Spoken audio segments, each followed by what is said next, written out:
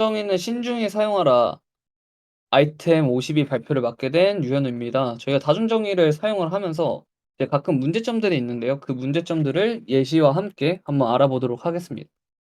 네, 목차는 공적 다중정의의 문제점, 그리고 이런 문제점의 해결 방법과 재정의 방식에 대해서도 한번 비교를 해볼게요.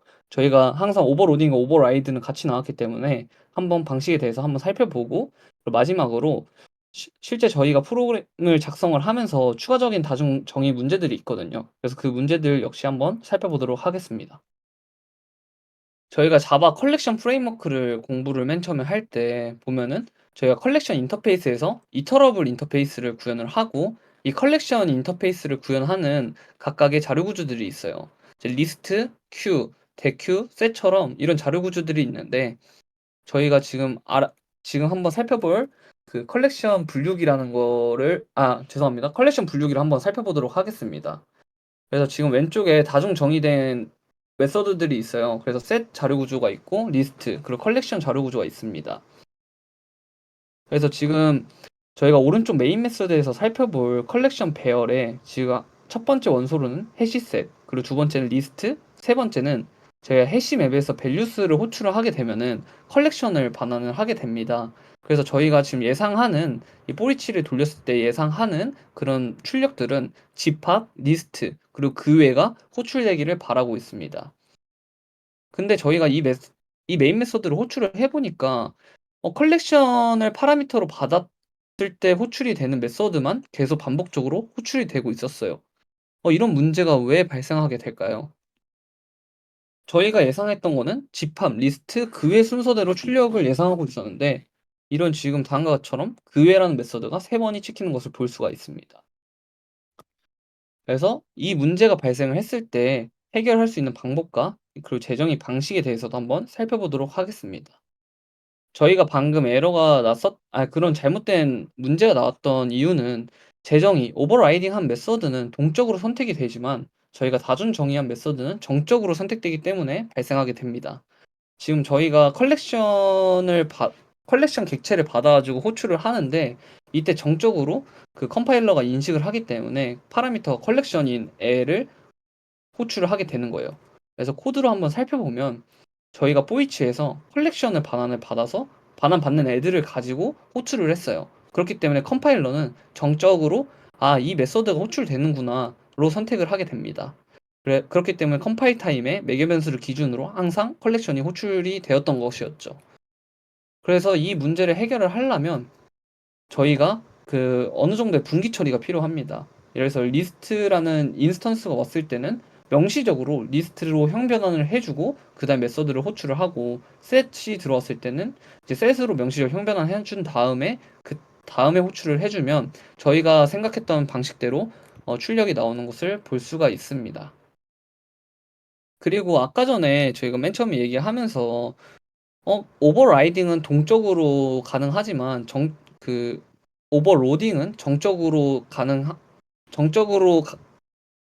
코드를 인식을 하기 때문에 방금 같은 문제가 발생했다 했어요. 그래서 저희가 오버라이딩을 사용하는 경우에 오른쪽 코드를 보시면 제일 최상위 클래스로 와인 클래스가 있고, 이 와인에 상속하는 스파클링 와인 클래스, 그리고 스파클링 와인을 상속을 하는 샴페인 클래스가 있습니다.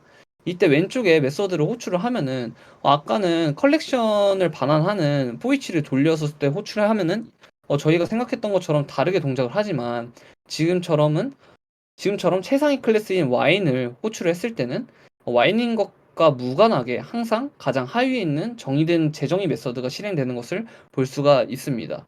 그렇기 때문에 오버라이딩인 경우에는 괜찮지만 오버로딩에서는 정적으로 인식을 하는구나를 명확하게 알고 가셨으면 좋겠습니다. 그래서 다중정의의 주의점으로는 어떤 다중정의 메서드가 호출될지 모른다면 런타임에 오동작하기 쉽기 때문에 다중정의가 혼동을 일으키는 상황은 피하는 게 좋습니다. 예를 들어서 매개 변수 수가 같은 다중정의 경우에 특히 피하시면 좋겠고요. 가변인수를 사용하는 메서드의 경우에는 아예 사용하지 말라고 책에 작성이 되어 있습니다. 그리고 다중 정의를 하는 대신에 이제 메서드 이름을 다르게 지어주는 방법이 있습니다. 저희가 이전 아이템에서 정적 패터리 메서드라는 것을 공부를 할 때 객체를 생성해 줄 때 이 정적 패터리 메서드를 통해서 어떤 파라미터 값을 통해서 어떤 객체를 생성한다, 라고 약간 명시적으로 표현을 해줄 수가 있었죠. 그런 기법들을 공부를 하면서 이 지금 다중정의의 문제점을 해결을 할 수가 있습니다. 예를 들어서 생성자 같은 경우에는 이제 생성자를 하나 여러 개 생성할 때마다 다 전부 다중정의가 된다고 보는 게 맞아서 이런 경우에 이제 정적 팩터리라는 대안을 이용을 해서 생성 의도와 코드를 명확하게 전달을 하면서 오히려 좀 더 좋은 코드가 나올 수도 있다는 점 한번 다시 한번 상기시키고 가셨으면 좋겠습니다. 그리고 마지막으로 이제 다중정의 매개변수 타입이 널이 아닌 값을 서로 어느 쪽으로든 형변할 수 없는 경우는 괜찮다고 합니다. 이게 무슨 말이냐면 우리가 지금 방금 봤던 문제가 있었던 예제는 이제 컬렉션이라는 인터페이스에서 이 인터페이스를 구현을 하는 리스트와 셋 자료 구조가 있었죠. 그래서 리스트는 컬렉션으로 형변환이 가능합니다. 그렇기 때문에 연관이 있는데 어느 쪽으로도 형변환을 할 수 없는 경우는 이제 괜찮다고 합니다. 그리고 마지막으로 추가적인 다중적인 문제들을 살펴보고 마무리하도록 하겠습니다. 오토박식 문제점인데요. 어떻게 보면 프리미티브 타입은 오브젝트와 연관이 없다라고 생각을 할 수 있겠지만 오토박싱으로 인해서 연관이 없다라고 말을 할 수가 없습니다. 그래서 지금 메인 메서드 왼쪽을 코드를 보면은 이제 셋이랑 리스트란 자료 구조가 있을 때 저희가 마이너스 3부터 3까지 엘리먼트들을 넣어줬습니다. 그래서 파란색 화살표를 보시면 마이너스 3부터 2까지 저장이 되어 있는 것을 볼 수가 있습니다.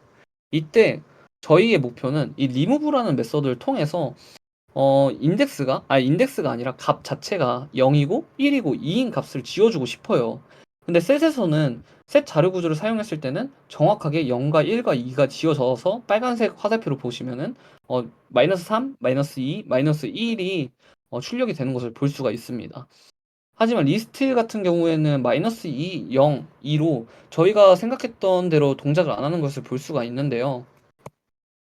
그 이유는 셋에서는 이제 remove 오브젝트 엘리먼트 메서드만 존재하기 때문에 이제 다중 정의가 없어서 괜찮지만 리스트 같은 경우에는 다중 정의가 되어 있어서 지금 반환값이 2고 인덱스를 파라미터로 받는 메서드가 호출이 되면서 문제가 발생을 한 거예요. 저희가 리스트의 리무브 메서드를 보면은 두 개가 있는데요. 하나는 인덱스를 받아가지고 삭제한 요소를 반환을 하는 메서드 하나와 오브젝트 객체를 받아서 그 객체가 삭제가 되었는지 true, false를 알려주는 불리안을 반환하는 메서드가 있습니다. 그래서 이 같은 문제를 해결을 하려면 이제 웹퍼 클래스로 캐스팅하는 방법이 있습니다. 우리가 리스트 리무브에서 저희가 원하는 거는 인덱스를 매개 변수를 받는 애를 호출하는 게 아니라 오브젝트를 매개 변수를 받는 애를 호출하고 싶기 때문에 이제 정적으로 이제 컴파일러한테 이제 인테저.value off로 한번 인테저 객체로 감싸서 그 메서드로 넘겨주게 되면은 정상적으로 불리안을 반환하는 리무브 메서드가 호출되게 됩니다. 예전 같은 경우 그러니까 즉 오토박싱이 나오기 전까지는 이제 프리미티 타입과 오브젝트 메서드가 완전히 다른 애기 때문에 이런 문제가 발생하지 않아서 이런 거는 고려하지 않아도 되지만 지금은 이제 제네릭이 나오게 되면서 오토박싱이 생겼고 이제 오토박싱으로 인해서 이런 문제점들이 있으니까 이런 문제점들을 항상 생각을 하시는 것도 되게 좋을 것 같습니다. 그리고 다음은 람다와 메서드 참조의 문제점입니다. 다중 정의된 메서드들이 함수형 인터페이스를 인수로 받을 때 이제 문제가 발생을 하게 되는데요. 이제 람다 테스트 1이라는 메서드를 보시면 이제 스레드 객체를 생성을 할 때 이제 파라미터로 이제 러너블을 받게 됩니다. 그렇기 때문에 지금 러너블을 받게 되면서 아무것도 컴파일 에러가 발생하지 않습니다. 그 이유는 일단 스레드가 생성자에 러너블 말고 다른 함수형 인터페이스가 존재하지 않기 때문이죠. 근데 람다 테스트 2 같은 경우에는 저희가 execute 서비스를 가지고 서브밋 메서드를 호출을 할 때 이 서브밋 메서드에 함수형 인터페이스로 다중정의된 메서드가 두 개가 있습니다. 하나는 러너블을 사용을 하는 거랑 하나는 콜러블을 사용을 하는 게 있는데요. 이제 어떻게 생각을 해보면은 러너블 같은 경우에는 반환값을 반환하지 않고 이제 콜러블 같은 경우에는 반환값을 반환하니까 서로 다르다라고 생각을 할 수 있겠지만 이제 저희 자바에서 이런 어떤 메서드를 호출을 할지 추론하는 그런 알고리즘이 이런 거에서 동작을 하지 않는다고 합니다. 이제 어떻게 따지고 보면은 모든 함수형 인터페이스를 동일하게 자바가 판단을 한다라고 생각을 하시면 될 것 같은데요. 그래서 만약에 서로 다른 함수형 인터페이스라도 인수 위치가 같은 경우에는 컴파일러가 선택할 수 없으니까 이런 점을 주의해서 개발을 하시면 좋겠습니다. 그리고 마지막으로 스트링 클래스의 문제점에 대해서 이야기하고 마치도록 하겠습니다. 밸류 오프 메서드에서 오브젝트를 받는 거와 캐릭터 배열을 받는 게 있어요. 근데 이 두 가지 메서드가 같은 객체를 건네더라도 전혀 다른 일을 수행을 합니다. 자바에서도 이렇게 할 이유가 없고 다르게 개발을 해줄 수도 있었을 텐데 지금 혼란을 불러오는 잘못된 사례로 남아 있다고 합니다. 실제로 이 메서드를 호출한 두 개의 스트링 메서드를 비교를 하면은 다른 값이라고 나오기 때문에 이런 점을 주의해서 또 코딩을 하시면 좋겠습니다. 마지막으로 정리를 해보면 다중 정의를 허용한다고 해서 꼭 활용하라는 뜻은 아닙니다. 저희가 이제 정적 패터리 메서드를 구현을 해서 이 메서드 이름을 부여를 하는 것처럼 메서드 이름을 통해서 애초에 오버로딩 자체를 안 만들 수가 있기 때문에 이런 방법도 한번 생각을 해서 개발을 하시면 좋을 것 같고 매개 변수 수가 만약 같은 경우에는 다중 정의를 피하시면 좋을 것 같습니다. 그걸 피할 수 없다면 그런 항변환하여서 이제 정확한 다중적인 메서드가 선택되도록 하시면 됩니다. 아까 전에 봤던 그 웨퍼 클래스로 한번 캐스팅 해주는 방법이 있었죠. 그런 방식으로 정적 타임에 컴파일러한테 나 어떤 객체로 정확하게 형변환을 했어를 명확하게 보여주시면 정상적으로 동작을 하니까 이런 점으로 이제 문제도 해결할 수 있어서 한번 상기시켜 주시고 넘어가시면 좋을 것 같습니다. 이상으로 발표 마치도록 하겠습니다. 감사합니다.